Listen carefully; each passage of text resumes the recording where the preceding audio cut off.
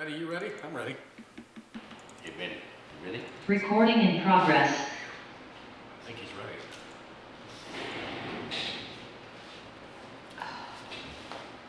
We have the bylaw reviews, right? That's all I have on mine. That's it. I have not had a chance to do this yet, but sorry. We did?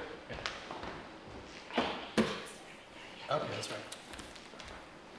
Usually he says something else. He said it was Oh, you did. You guys are live. Oh, thank you. Excellent. I was confused. Sorry about that. Good evening, Dayton. Welcome to the Town of Dayton Planning Board regular meeting. It's Wednesday, October 4th, 2023. Like to please join me in the Pledge of Allegiance. Pledge allegiance to the flag of the United States of America and to the republic for which it stands, one nation, under God, indivisible, with liberty and justice for all. Thank you very much.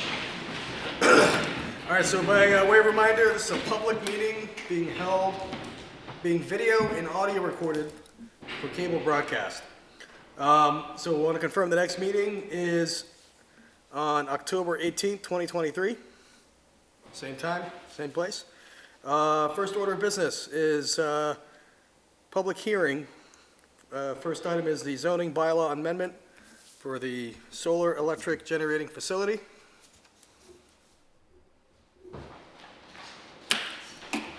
I lost my place in my public hearing guide already. So I'm looking, I'm like, open the item. Okay, first we have to vote, obtain a vote to open public hearing for the zoning bylaw amendment for solar electric generating facilities. I'll make that motion. All right, motion made. Second. Motion made and seconded. All in favor? Aye. Aye, okay. It is now open, and I think I need to read, right? The public hearing. Notice yes. of public hearing. In accordance, so Town of Dayton, notice of public hearing. In accordance with the provisions of Chapter 40A, Section 5 of the Mass General Law, the Dayton Planning Board will hold a public hearing on Wednesday, October 4th, 2023 at 7 p.m. at the Old Town Hall, 1111 Somerset Ave, Dayton, Mass. Review and receive public comments concerning the proposed amendments to the Dayton zoning bylaws adopted November 1st, 2022. The proposed amendments are identified below. In terms of subject matter, the item designations given have been assigned by the Planning Board for identification purposes only. Article numbers will subsequently be established by the selectmen for the warrant. Do we have to read these? No. Okay. All right, so there's two items that are going to be on there. This is opening for both. Yes, so the public notice, so you can actually, you did a motion to open the public hearing for the solar. First. You can actually do a motion to open up for the site plan review as well. And so then you can just lead right into the Close them both. one to the other. All right, entertain another motion to open the public hearing for the zoning bylaw amendment site plan review. so moved. Second. Motion and second, all in favor? Aye. Okay, thank you. All right, so we're going to be looking at two bylaws this evening. First is the solar electric generating facility, which will be first, and the second is the site plan review. So now we can go right into our discussion, yeah? Presentations, here we are, presentation. So, first section that we're looking at is section 4600, solar electric generating facilities. The only changes to this document, as we've discussed here as a body, is on some typographical changes, but the only changes of any content are with the, and I'm scrolling and scrolling and scrolling. There it is. All right, so in section 4659, dimensional and density requirements and setbacks. So we are proposing increasing the side yard from side yard requirements that it shall have a depth of at least 100 feet. Originally it was 75, and at least 200 feet from any dwelling on another parcel as measured from the closest point to the array. So that dimension used to be 100, we're increasing that to 200. So it used to be 75 feet to a side yard and 100 feet to a dwelling on another parcel, but now we increase that to 100 and 200.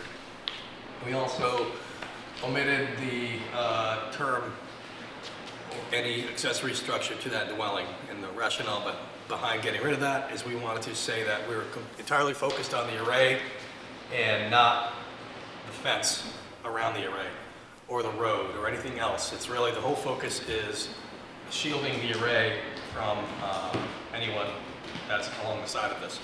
The other item we changed is the rear yard, and again, exact same thing. We went from 75 and 100 for the rear yard depth and the distance from any other dwelling on another parcel of originally 100 feet. We increased that to 200 and 100 to the rear yard. A little hard to follow, but we're increasing both of those to 100 to 200.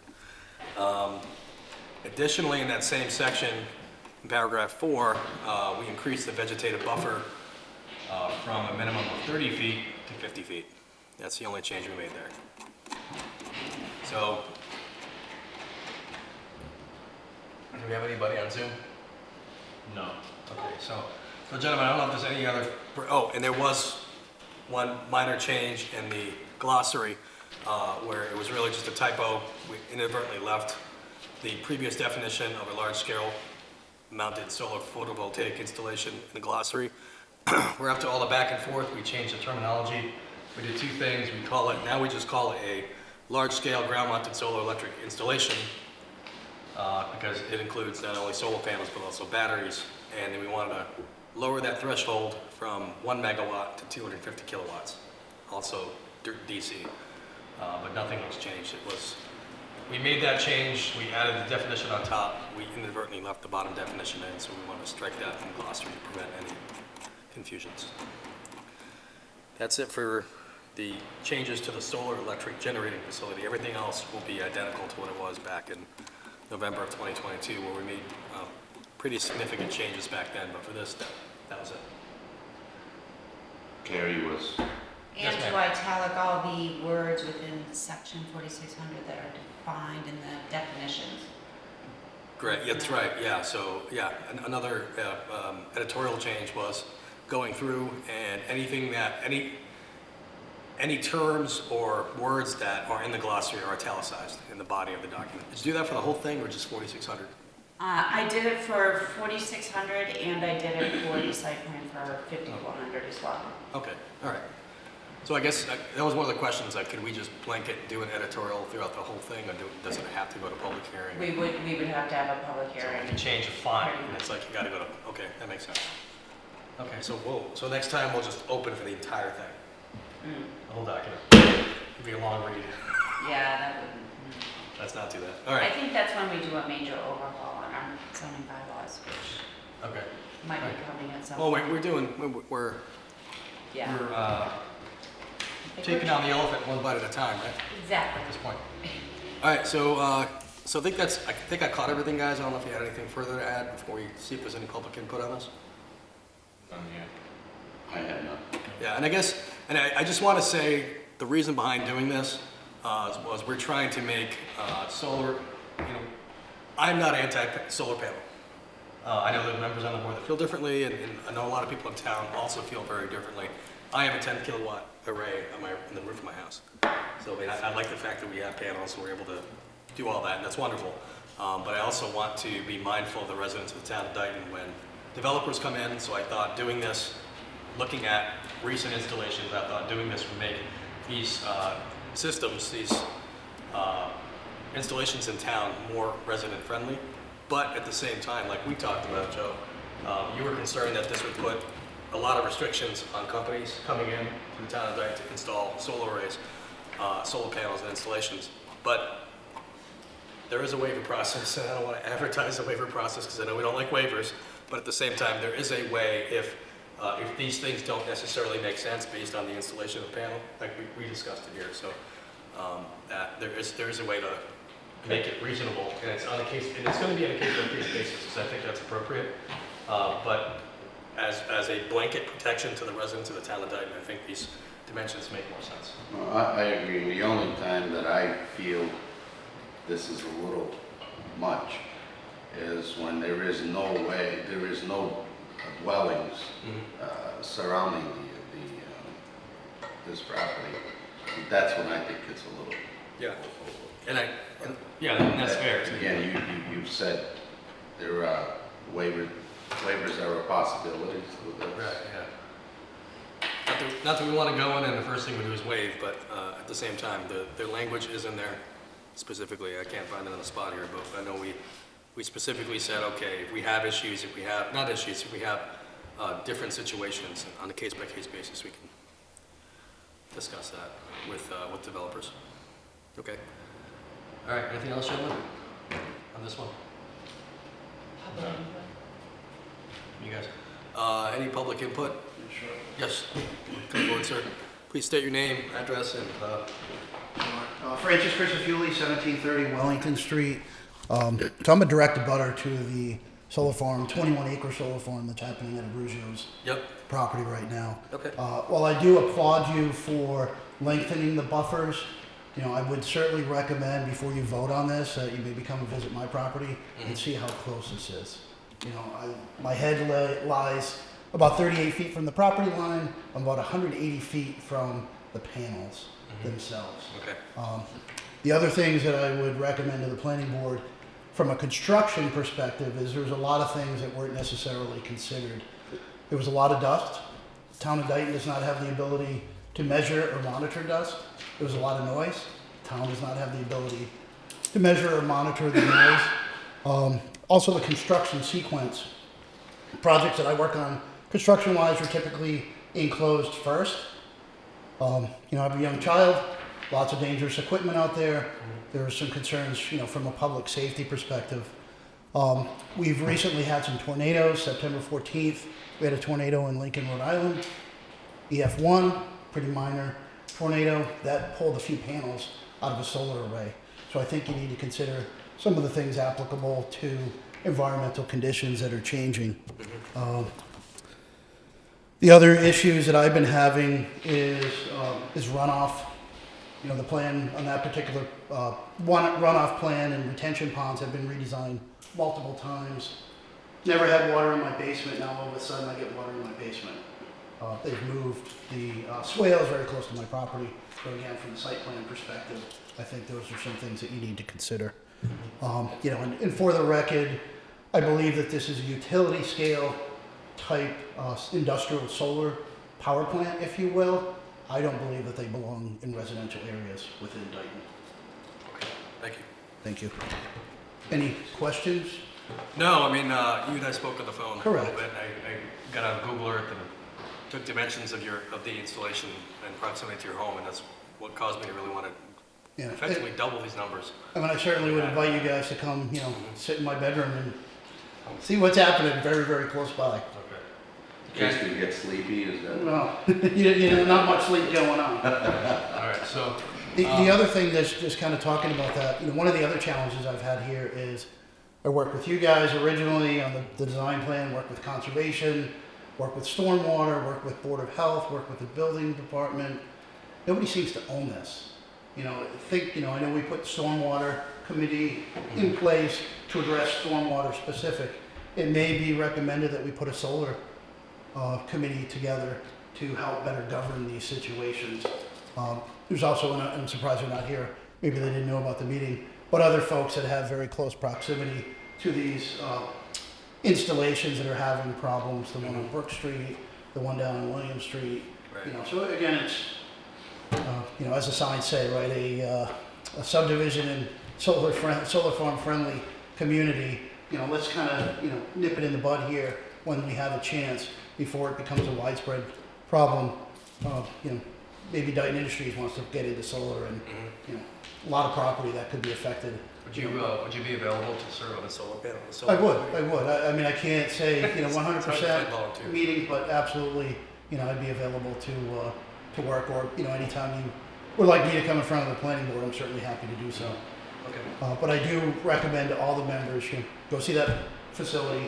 It's massive.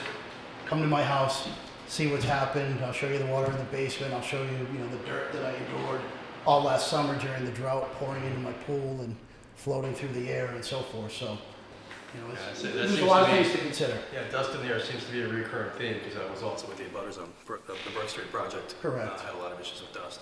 And I don't think that was necessarily addressed, during the planning stages. They worked for 2 weeks with no water control, during the drought. Isn't there a buffer zone of trees and stuff? It's not very vegetated. I mean, they haven't replanted anything yet, but it's pretty damn close. Yeah, the problem is during the construction phase, it's I kind know, of, but it's hard to during from spring on, the vegetation should have been. Yeah, they were bulldozing that all spring. Yeah, last summer was crazy. They cut all the trees down, bulldozed all the dirt and Not in rocks. the buffer zone. Not in the buffer zone. But again, it was irrelevant, that it was just not far enough. I mean, I had the Board of Health, it was literally particulates floating down, it was filling my pool daily. Kind of created some other damage there. Again, the town, the Board of Health, and those folks aren't employed by the town anymore, but they said, we don't have a means of testing this. So again, you can put a bylaw in place, but if you don't have a means of enforcement or testing it, it's kind of a moot point. well, the bylaws are really our only means of enforcement. Correct. If we were to go there, say it's a development, housing project that goes in, it would be much worse.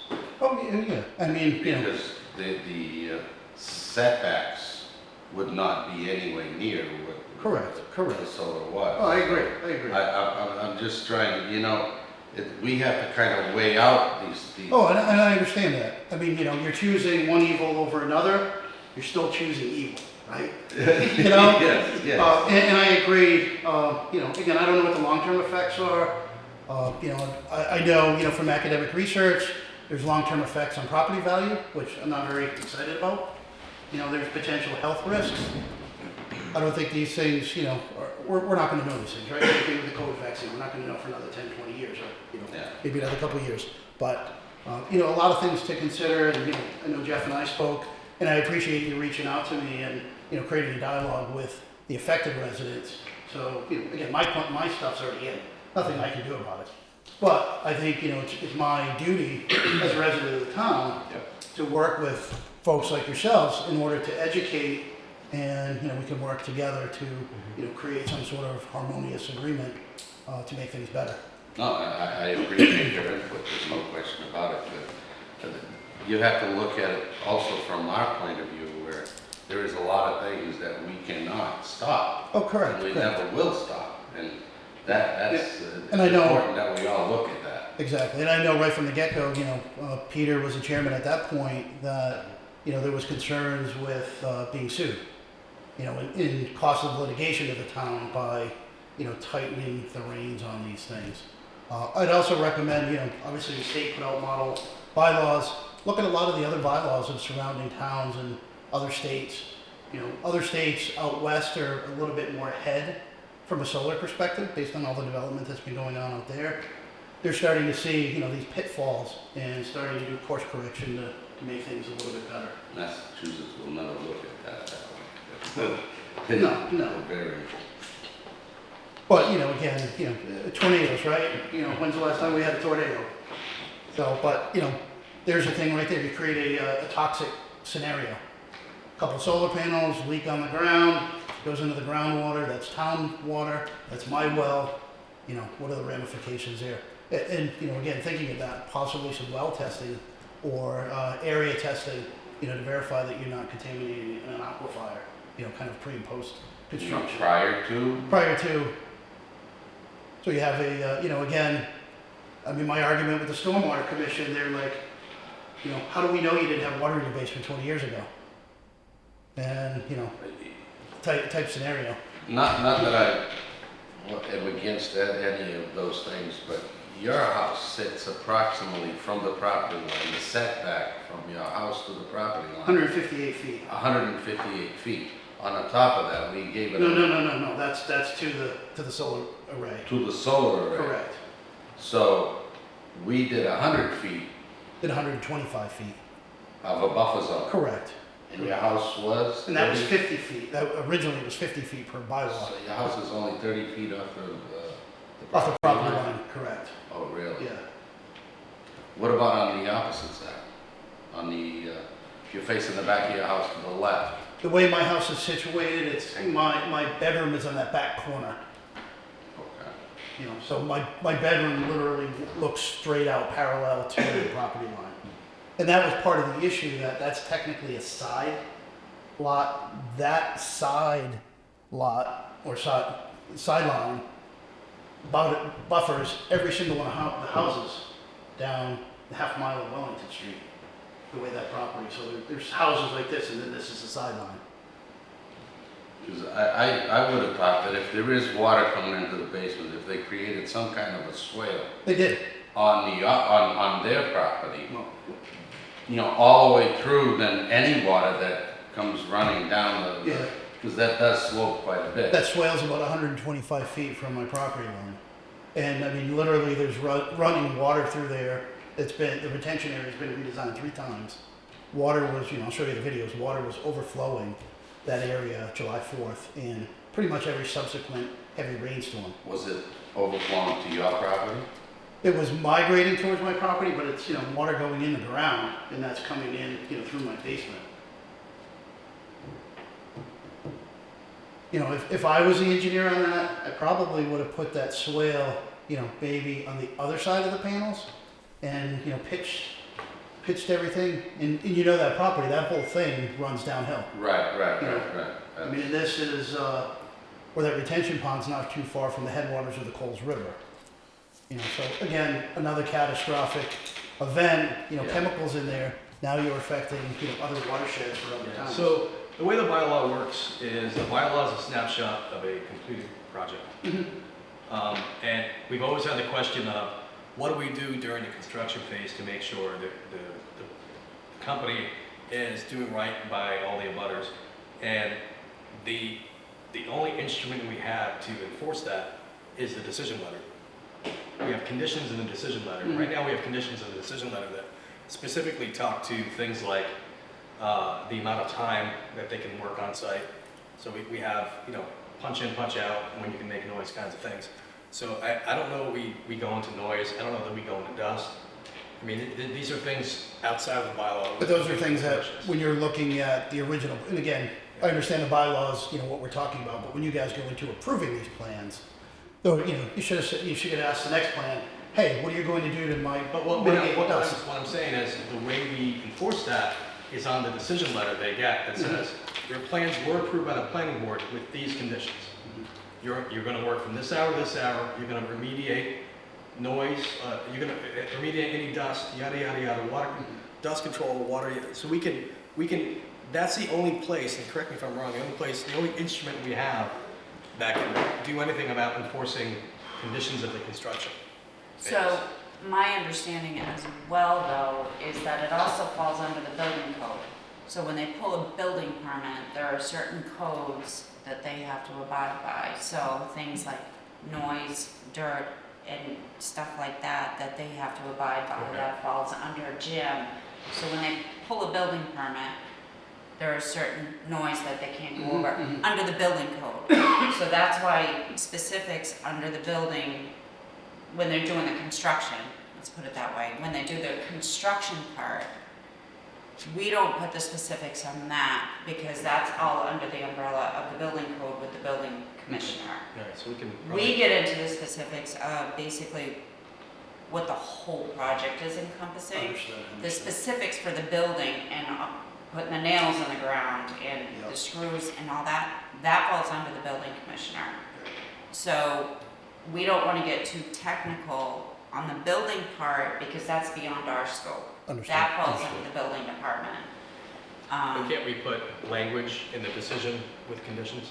So one of the standard languages that always goes into the decision is that they will abide by the building code. And off the top of my head, I can't exactly remember Yeah, how and it there's some goes. bylaws that dictate that as well. Yes, but there's specific language that is standard language that goes into all the decisions, not just with the solar, but it's also with subdivisions as well, is that when they start their constructions, they're going to abide by all state building codes under the building commissioner. And if they don't, they're going to have to suffer the repercussions of that.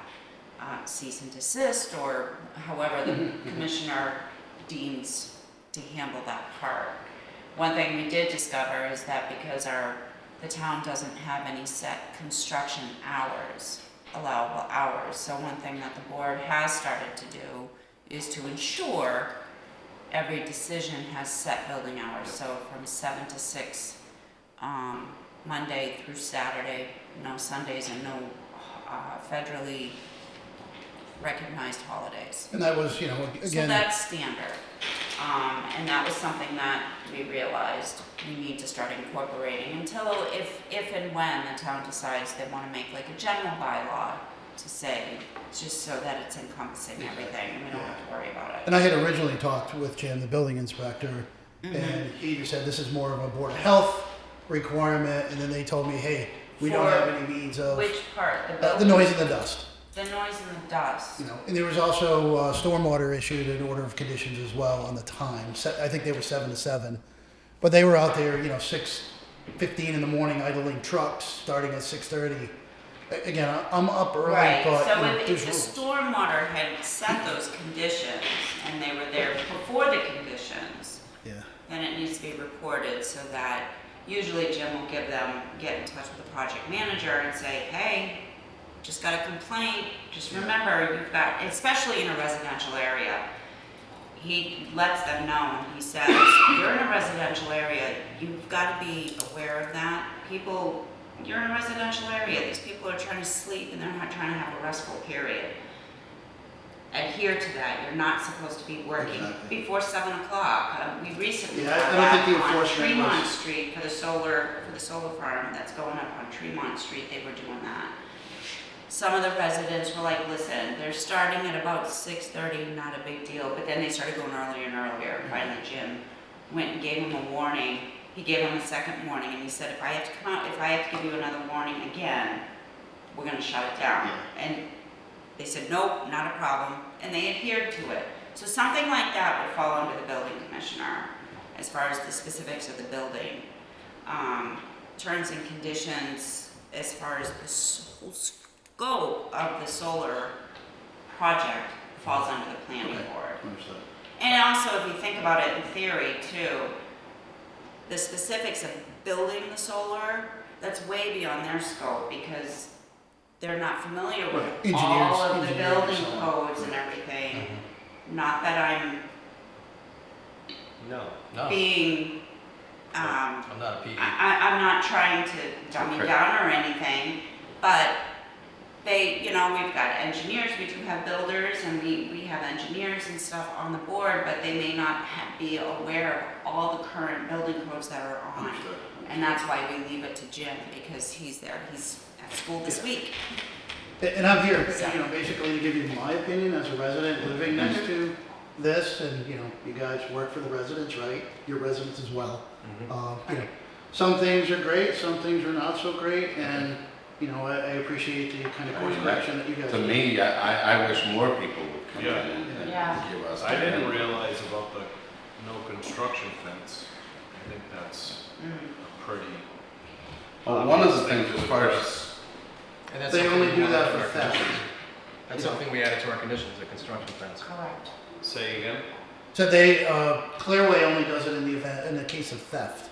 You know, they normally don't put a fence around their projects unless they're worried about theft of, you know, wire or materials and so on. It's now a requirement. Yeah, absolutely.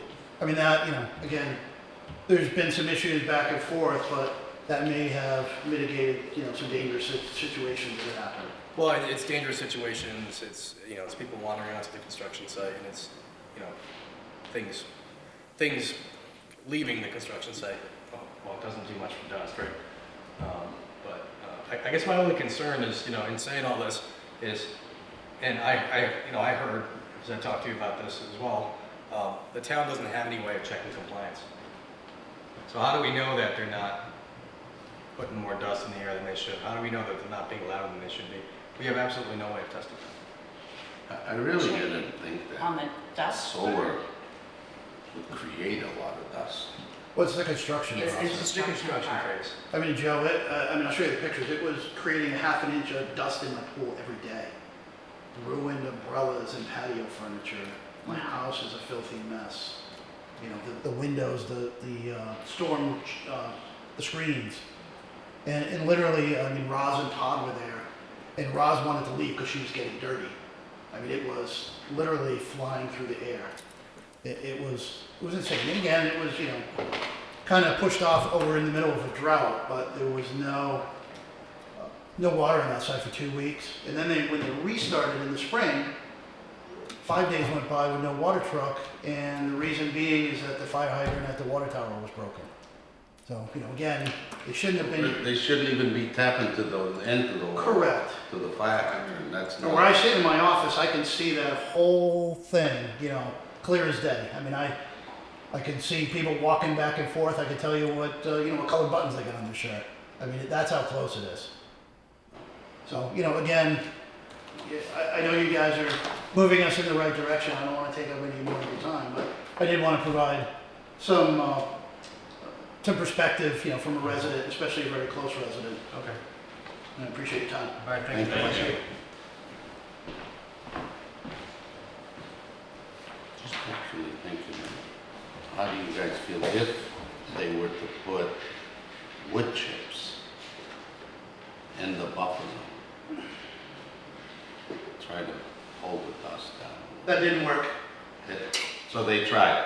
Yeah, they did. I don't think there's, outside of non-stop water trucks, how do you, a big open field in the summer, how do you prevent that? But what I'm saying is even where the trucks are going around, if there was, I mean, they must create tons and tons Well, of I wood guess, chips. If they Like they rip put- wrap, wherever you're gonna drive, like you do for a Yeah. construction entrance to mitigate dust, but that's only, Yeah, that lasts for a day. If there's no water, it's not. right.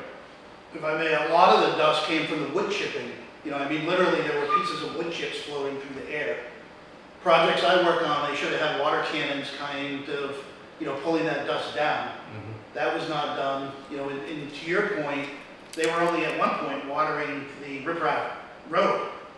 They should have been watering the places where the bulldozers were disturbing the dirt, and, I mean, you want to see the pictures, plumes of dust. Again, I've lived through it, I want to express to you guys, this is what the residents need to put up with, and we need your help in order to mitigate the disruption, to the residents. Yeah, I think the only thing we can do is, we can talk to the, I can reach out to Jim to see I'll talk to him. what he's able to do, or, because my concern is, it's all great if we get it all down, but if we have absolutely no way of checking compliance, it's all for naught. Yeah. Because if you go to the Board of Health and they say, well, we have no way of measuring air quality, and we have no way of measuring noise, we have no way of measuring dust, we have no way of doing any of this, then it sounds like we need to buy some instrumentation and purchase some training. Did you ever reach out to the construction supervisor there? Oh, absolutely. And would he? His hands were tied from a corporate perspective. All they want to do is get it done. And in my opinion, a lot of things they did weren't right, and they just did them to move forward. I have a really good relationship with them, but again, there's been some damages. I need to work with them, and there's been some hard feelings.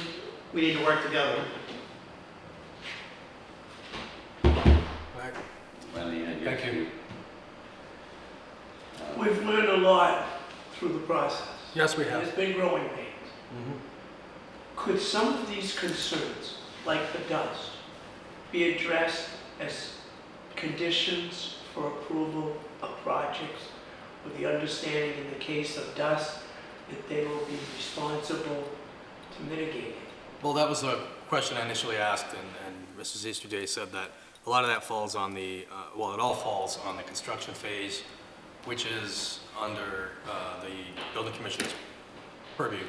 But we do have two conditions in there right now for hours of operation and for a construction fence that maybe the construction fence isn't covered by his section of it, and that's why when he was here, and Jim was here, and we were going through this, he said, yeah, you can put that as a condition. So I think what we need to do is do a little bit of homework, reach out to Jim and see what protections he has in place, and if it makes sense for us to do something additional. I mean, I don't want to jump into what he's doing, or if we can work together and enhance that somehow with instrumentation or whatever we need to get, the town needs to procure to be able to at least check for compliance if the rules are already there.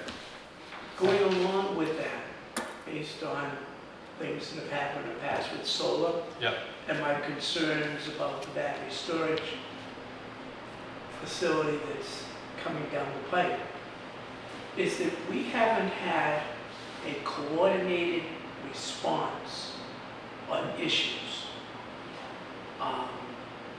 We have some people in the community who have taken it upon themselves to become the spokesperson for solar. And at times, I'm not so sure that any of those individuals who are defending what they see as a wrong have spoken to all of the enforcement or town officials Okay. before they're representing the town. And I heard this gentleman mention about forming a committee, a solar committee, without giving up control to a planning board that is voted by the people, so you have autonomy. You also have the opportunity and the ability to create subcommittee and appoint people to address enforcement, and not only enforcement, but many times, especially Jim, his plate is so full, and he doesn't have the opportunity to go out and check until there's a problem. Usually he's putting out a fire rather than preventing the fire. Could you designate someone just periodically to stop by, unannounced or announced, just to check on things, or to deal with an issue that an abutter brings? Sometimes it comes to the Board of Selectmen, sometimes it comes to Mike Mullen, then it's got to go all the way around to the channels, and who is responsible for it? Is it the planning board? Is it Board of Health? Is it conservation, or is it a stormwater? And having a more defined chain of command would create more support from the community, and it also would give the appearance that we got our ducks in a row and standard operating. I like the idea of preventing fires as opposed to putting out fires. And if you look at the structure of the Stormwater Committee, which is fantastic, right? You guys are represented, Conservation's represented, the Board of Selectmen's represented, the Building Inspector, the Highway Commission. I mean, maybe you appoint a few, at-large members from the community to sit on that committee and, retitle it Solar and Stormwater. But again, there's a set meeting that's during the day, which is maybe tough for some folks that work, but, the premise of that committee is, kind of what I alluded to from the solar perspective. All right. I was just saying, this is to Joe's point, that if you were doing a housing construction, you would face similar, and in some cases even worse. Oh, problems. much worse, So- much worse, because. Although, the idea is talking about specifically solar, the issue is not specifically No. solar. So if something were, like what you're proposing, were to be affected, it probably shouldn't be narrowly focused on, the solar industry. It should be, I think, broader. Whether it happens or not, I don't know, but it should be, I think, a broader. Like a construction subcommittee. Yes. I'm Project actually, manager. through all of this, I just thought of something that we have never done. And you're saying that they don't put the fence up. So that fence would be, The fence is up now, but it just went in. no, but 2 my weeks ago. point is, if that fence had gone up first, and then they put a netting Wins. on the fence, especially facing the abutters, that netting is approximately 6 feet tall. I think that would help Oh, somewhat. yeah, I agree. So I think, I drive by a lot of sites and I see that they have that netting on the fence. Why not do that? Facing your property, put netting on there. another house, put it all the way through there. I mean, it's not that big of a deal to do, and the fence has to go up first, period. That's all there is to it. Well, that's in the conditions now, right? Eric? I'm sorry? The fence going up first is in the conditions? It will start to be. Yeah. It wasn't before, Wasn't so like before, any that's new new. solar that comes in, that's But a standard. I it's a honestly standard. believe that would help the dust, it would help the visibility. Yeah, it wouldn't hurt it, that's for sure, right? You just have to, if we're gonna make that a stipulation, you also have to weigh it down. Because sometimes they'll just put the temp fence on the stands and then you put a windscreen on it, it gets windy, now it becomes a Projectile. sail at Yeah, times. If they put the fence on, the fence up, the fence posts are permanent. And then they Oh, put you're the saying the, chain link fence. I'm talking temp fence. No, I'm talking, Okay, the chain link fence goes in. because And then the netting, typically they don't wanna do, your fence would be last because you haven't, so you don't damage it. well, no, so you haven't final graded, like done a final grading of the site in the beginning. Yeah. You know what, it's, But you could grade the site first, rough grade, enough to set a fence. I mean, any surveyor can. you normally don't go that close to a fence when you grading. No, so you're hand grading at that stage, so I guess you could. They probably won't want to because of the damage, but, and we can. If it's a stipulation, then they gotta go with it. And the conditions as they were proposed, you said they're gonna start soon for fence, does it simply say a Yeah, fence? so if Or does it give more, it would be specific? part of the, so if we get a new application for another solar or battery storage, the board would be negotiating that with them, telling them would be one of our terms of Not a conditions. fence, but more specific. Is it in the boilerplate, or is it something we have to verbally? I put it in, well, I'm gonna start putting it in the Right, boilerplate. Mhm. We just have to make sure we let them know that that's part of the I'm just condition. concerned if you're relying on me to remember, you're gonna be in big trouble. Yeah, and it might be that for certain types of projects, solar maybe being one, that we specifically fence to the following criteria, the Correct. ones that are being discussed here tonight, so. But I mean, Correct. Yeah. so, but in the meantime, you said you were gonna reach out to Jim, see if we can have a. About the, yeah, I have a, so I was gonna talk to him about Okay. dust, the handling of the dust, the noise. I mean, even I can if, talk to him about the construction fence, incorporating that in the decision. Is there anything else? No, that's, if we Those are had great. to, yeah. we could allow them to put the fence 5 feet into the buffer zone and leave the ground in between the fence and the road or whatever the thing, that untouched from that point on. You Yeah. guys, I think you can make that determination on a case-by-case basis, so by per project, just see Right. what's being but presented. it's just something we can work with them as far as the grading goes and stuff. Because whether the fence is here or 5 feet over, it's not gonna make any difference. We have the stipulations as how far from the property line that fence, that solar arrays can be.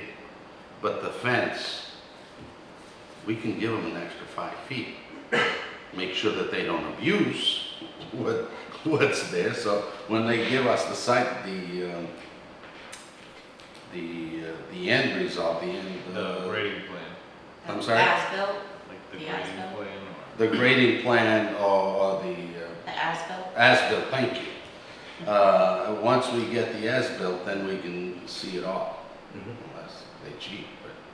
There's also some OSHA requirements for fencing a construction site. So again, when you guys craft bylaws, make reference or review the OSHA requirements for, site protection. both keeping stuff in and, keeping people out. That may be a good place to look. I don't think we wanna get into that, I think we'll. No, but build it to an Building. OSHA standard, so that, Building department, sure. Yeah, it's building department thing. then you have the appropriate All right, so protection. I think we got a lot of good stuff here. I like the idea of some kind of subcommittee. I'm with you, Mr. Higgins. I don't want to make it solar only. I think it's a big part of it, but just the point that, Jim made this point last time, there's a gaping hole between when we approve something, and then Jim gives them a building permit, and then they go off and do things for a while. We don't really stop by. I mean, I think Jim probably stops by once in a while when something's going wrong, right? When something is obvious and somebody files a report.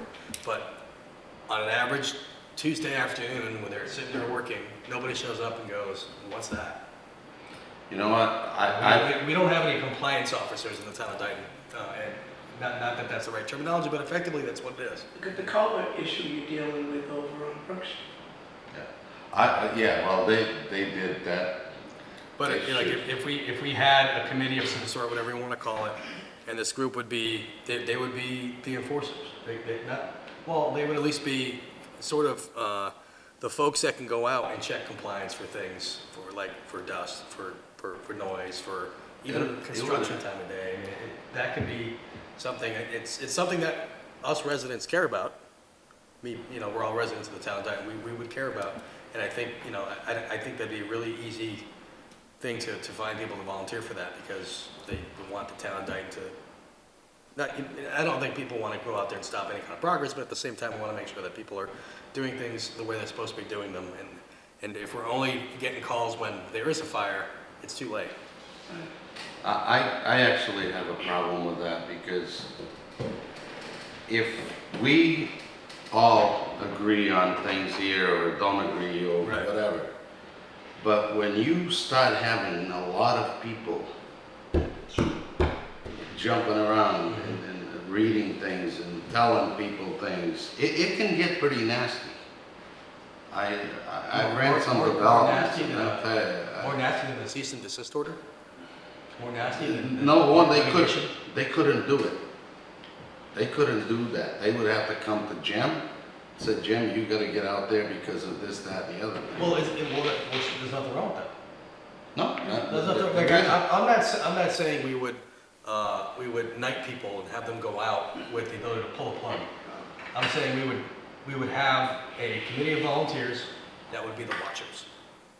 Yeah. Right, and what their job is, hey, there's 5 construction projects going on in the town of Dayton right now. Hey, you go do a drive-by here, go check, here's the plans, just ask questions, go on there, and then make sure everything's on the up and up. Okay, cool. And then other person goes and checks another one. So I know we can walk into Carrie's office, and she used to have a whiteboard with everything that was going on. Like it's not mysterious, right? So we know all the ongoing projects right now. We know where people are breaking ground for things. I mean, I just think if we had more people representing the town of Dayton, not as enforcers, but at least as people who are going out and gathering intel to see what's going on, just to make sure that things are on the up and up. Woody has said in the past that he would be willing to go into these projects, What has is- he not? Right. I can do the same thing. Yeah. It's got to be Because people. I'm It's got to be people around who know what town, they're looking so- at, right? If it, Like you know what you're looking at. Woody knows what he's looking at. So he looks at something. He's got the critical eye for it. He can tell. So it has to be. not something only where- that, is we approved it. We know what's Right. going on here. The volunteers may or may not. Yeah. That's the thing. All right. I'm not trying to add any more work for myself. Okay. I don't need any more, but if that's what it's gonna take, I think that's what it takes. But I have no issues going out there, and I'm sure Woody would, if I can't do it, he will do it. I think, I shouldn't say I'm sure, because I'm not sure. I'm never sure with Woody, but in either case, he's probably listening to me right now, so. yeah. Hey, Woody. You may even want to consider like a post-mortem, right? Lessons learned. Again, I know it goes beyond this, but you guys pushed the project off your desk, right? it goes out into the rest of the town's government, you know, to enforce and to monitor, you know, people like me coming here telling you the things that didn't go so well, you know. Maybe that's some things that you do, a public hearing on, you know, post-mortem on a project to kind of accumulate this and create a knowledge base to, again, course correct the things that are working in town, the things that are not, and how do we improve the things that are not working and keep doing the things that are. Yeah, a lot of times the amount of time that transpires between go and finished is years. Totally. So In this case- the continuity between what was, you know, I know we have all the documentation, but it likely wouldn't be the same people. So it would, you know, it's a great idea. I mean, you know, we do that. I do this at work all the time. Hey, what's your lessons learned on this thing that just went down? And so like, and you do that to improve your process. And I'd like to get there. So, all right, well, we could talk more about this. I think this might be the next topic we talk about, aside from jumping into another bylaw. Because I think it's important, because, you know, from a planning perspective, it's great that, you know, we're doing the planning part and, you know, we're digging into the bylaw, but, you know, we need to jump off the page, so to speak, and figure out how we get more engaged, whether it's a volunteer body or whether we jump in and start doing that. In addition, after hours. Yeah, right. Yeah, it's gotta be between the hours of 10 PM and 5 AM for me. Yeah. It's usually when I'm free.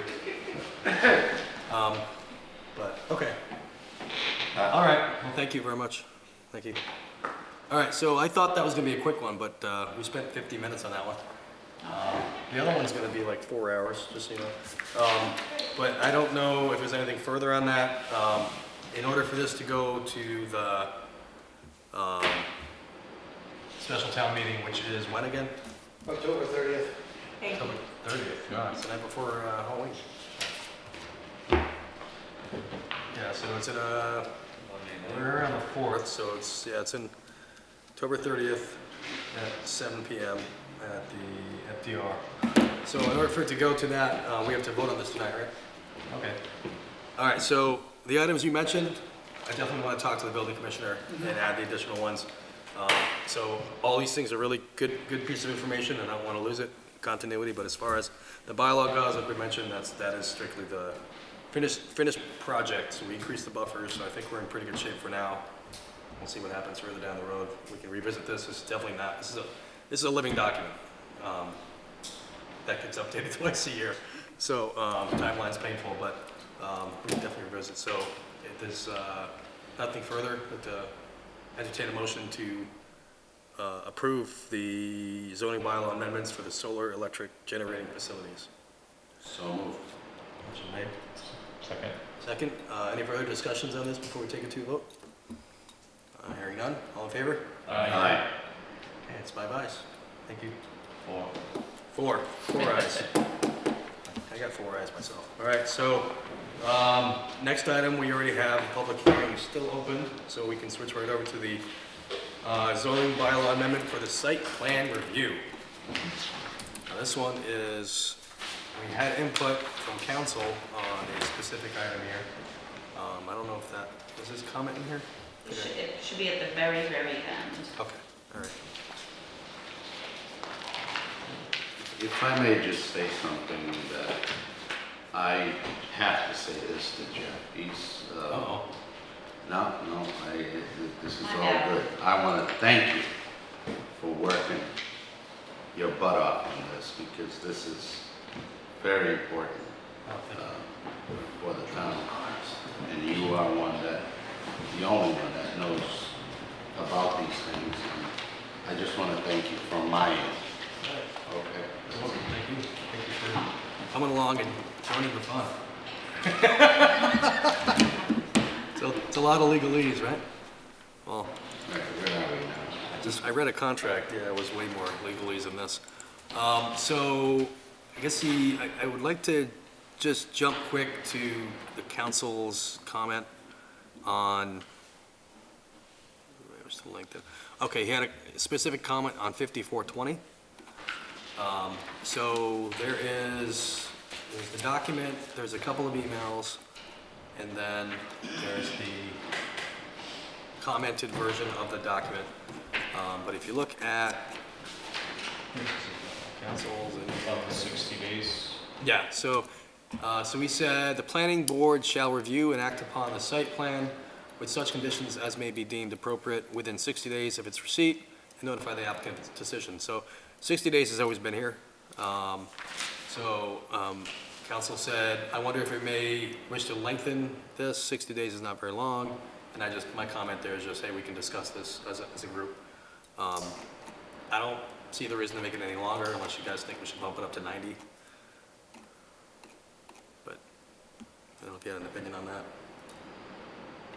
Have we run into issues in the past where we were unable to meet 60 days?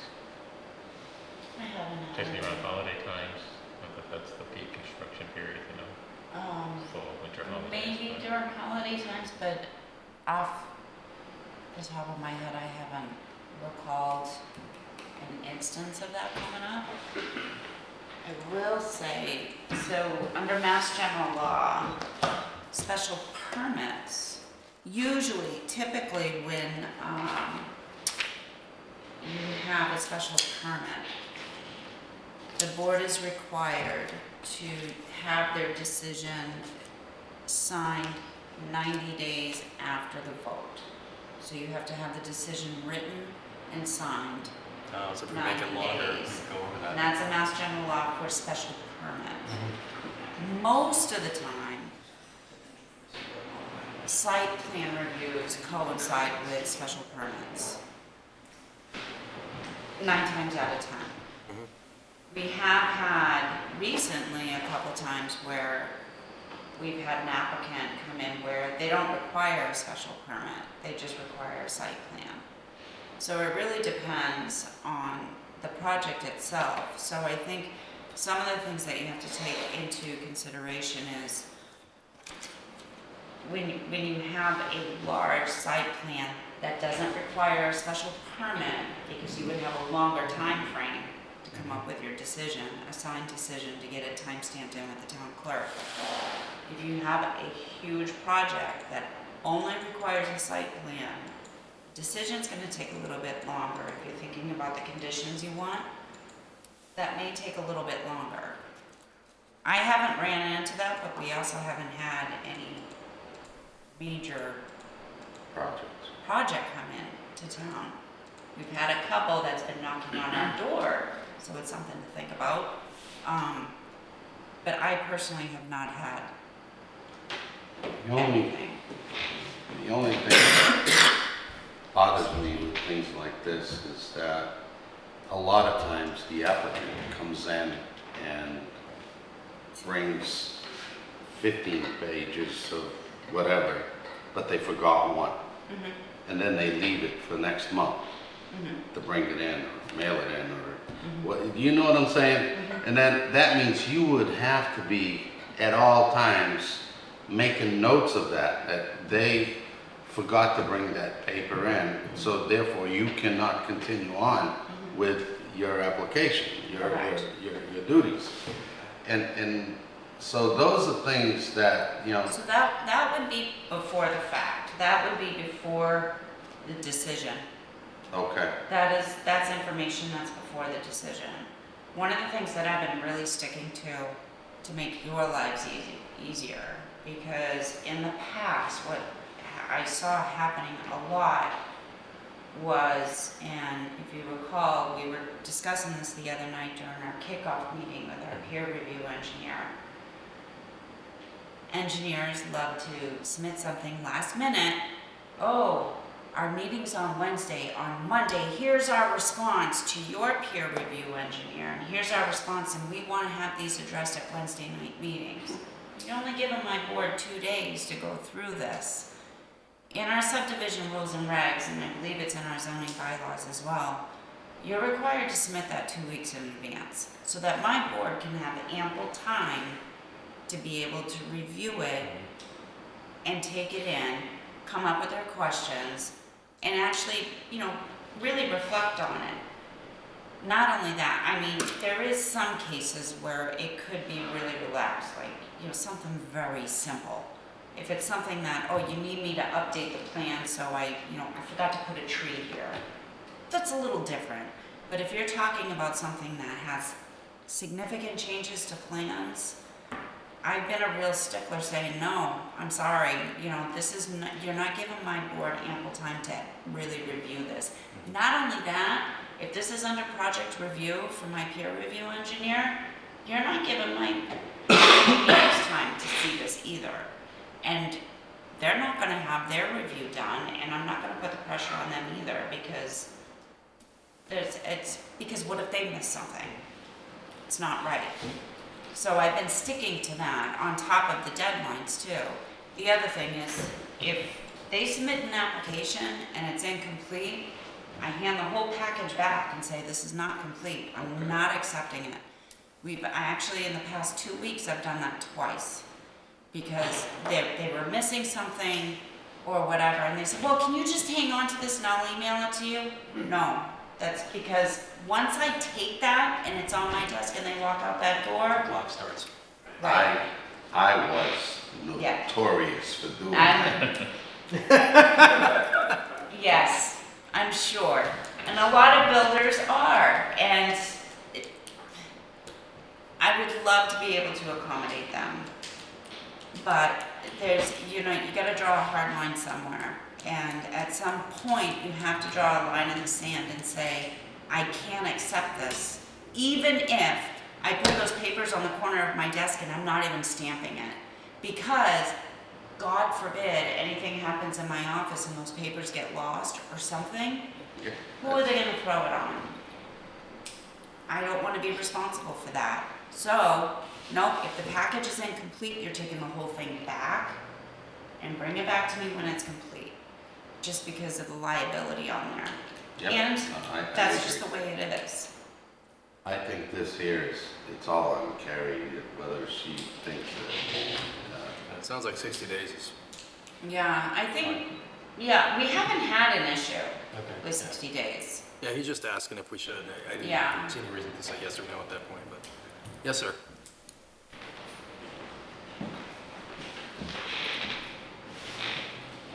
As we saw on Somerset Avenue, as the building department has seen most recently with conservation, there are times that people coming in and requesting, developers or builders or even homeowners, are missing a step in the process. They are assuming that if the planning board or the building commissioner okays their permit, they're good to go. Well, we have learned the hard way that that has been a problem. Last Wednesday, the Board of Selectmen passed a policy stating if there is any ground disturbance, that the Conservation Commission would be reviewing the project. In looking at what you have before you briefly, before coming to this meeting, I don't see any reference to conservation. Not that you would know that we made the policy change a couple days ago, Should be in the but just special permit as you're section. reviewing this to put together your final draft, if you would could have something in that stating that if there is involving a ground disturbance, that they know that they have to review it by conservation. I think it's already in there. Carrie. So we already do that. In our findings and decisions, again, we have standard language that goes in there, that the applicant is required to, and again, you'll have to forgive me because I don't know the exact language, but it's actually probably number one on the conditions. It's always number one for conditions, that the applicant has to adhere to Conservation Commission. So, and they have to adhere to the Wetlands Protection Act. So it may not be specifically stated in our bylaws, but it's one of the standard languages that we put in our findings and decisions on site plan review and in our special permits. So it's not called ground disturbance, but it is, the applicant is required to comply with Conservation Commission and the Wetlands Protection Act. And it also states in that standard language that if and when they have to go to Conservation Commission, and the Conservation Commission requires them to change their plans, they have to amend their plans, they have to come back to the planning board. Oh, okay, thank you. So that's standard language in findings and decisions when the board renders their decision and they sign it. Oh, thank you. So it's not a policy, Right. but it's a condition that is standard that we have in place. No, I understand. Thank Okay. you. Yep, Thank you. Well done, Mrs. Easterday. thank you. I made sure that was in there. Okay, good, excellent. So I guess we're ready. All right, so it sounds like we're sticking to 60 days, so sounds good to me. Thank you, Jay, for reviewing that. And he had one more comment, which I didn't care one way or the other. So 5430, preparation of plans. This is one we got from Mr. Talman. Said, his comment is maybe eliminate this and put it in the reg. There is a provision in the next section that references scale. And I'm not willing to touch this, only because we went back and forth so many times and we Yeah. put things in and took them out. And, you know, the attorney wasn't privy to all that back and forth, so that's why he made that comment, and that's good. But I don't know if you guys wanted to open up that can of worms again, or not that I'm selling it very well right now. Okay, so we'll leave it. Okay, so, there's nobody present. I don't know if we want to go through every single red line here. Do we want to go through every single edit on camera? I don't think you need I to. don't think we're required to. No, Plus, this is online. plus it's online. Plus, it's online. So I would say nothing has changed since the last time we talked. Thank you, Mr. Aguirre, for taking your time to give us a hand running through these, and thank you, gentlemen, for going through. I think we started off with the plan earlier in the calendar year to go every month we were going to hit a different section of the bylaw. I'm not sure what I was thinking. We're like, oh, that's okay. This month we'll be hitting section 5400, and then we started in, I think it was January or February, Yeah, and here we are. yeah. We're like, that's okay. We could probably do a section a month. So every 9 months we'll review a section.